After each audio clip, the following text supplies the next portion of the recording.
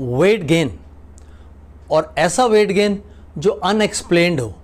आपका खान पान सब ठीक है, लाइफस्टाइल भी ठीक है, लेकिन फिर भी वेट बढ़ता जा रहा है।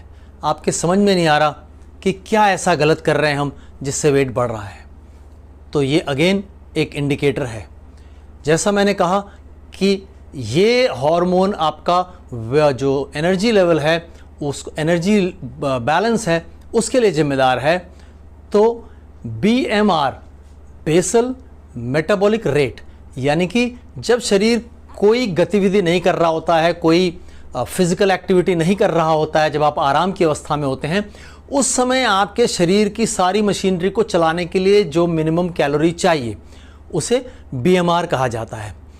तो ये जो BMR है वो नीचे जाने लगता है। अगर आपका BMR नीचे जा रहा है तो ये एनर्जी इम्बैलेंस की वजह से होने लगता है, क्योंकि जो कैलोरी बर्न है वो लेस हो जाता है। यानी जो आराम की अवस्था में आप होते हैं तो उस समय जो आपका मेटाबॉलिज्म है वो जितनी कैलोरी बर्न कर सकता है उतनी नहीं कर रहा। बेसल मेटाबॉलिक रेट डाउन हो गया है, तो वो जितनी कैलोरी बर्न कर सकता था उससे कम कैलोरीज बर्न कर रहा है, और इस तरीके से आपके शरीर में एक्स्ट्रा कैलोरीज इकट्ठा होने लगती हैं, और ये एक्स्ट्रा कैलोरीज फैट के फॉर्म में डिपॉजिट होती हैं, एंड हेंस वेट गेन होने लग जाता है। Number 3, excessive cold feeling. आपको पहले उतनी ही सर्दी में जितनी ठंड लगती थी उससे कहीं ज़्यादा ठंड लगेगी। धीरे धीरे आपको बाकी लोगों को जितनी सर्दियों में सर्दी महसूस हो रही है ना, 10 डिग्री टेम्परेचर है, 12 डिग्री टेम्परेचर है, 15 डिग्री टेम्परेचर है या 8 डिग्री है, बाकी लोगों को जितनी ठंड लग रही है उनके कंपैरिजन में आपको ज़्यादा ठंड महसूस हो रही है। तो कई लोग ऐसे बात करते हैं कि पहले इतना ठंडा नहीं लगता था पर इधर मुझे बहुत ठंडा लगता है।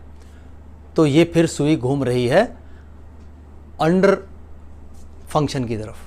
थायराइड जो हार्मोन प्रोड्यूस कर रहा है वो कम है, ज़रूरत के मुताबिक नहीं हो पा रहा है। क्यों? क्योंकि जो आपका जो कैलोरी बर्न था वो कम हो गया है ना, BMR डाउन हो गया है। तो कैलोरी बर्न होती है तो एनर्जी रिलीज होती है, उससे बॉडी का टेम्परेचर बढ़ता है।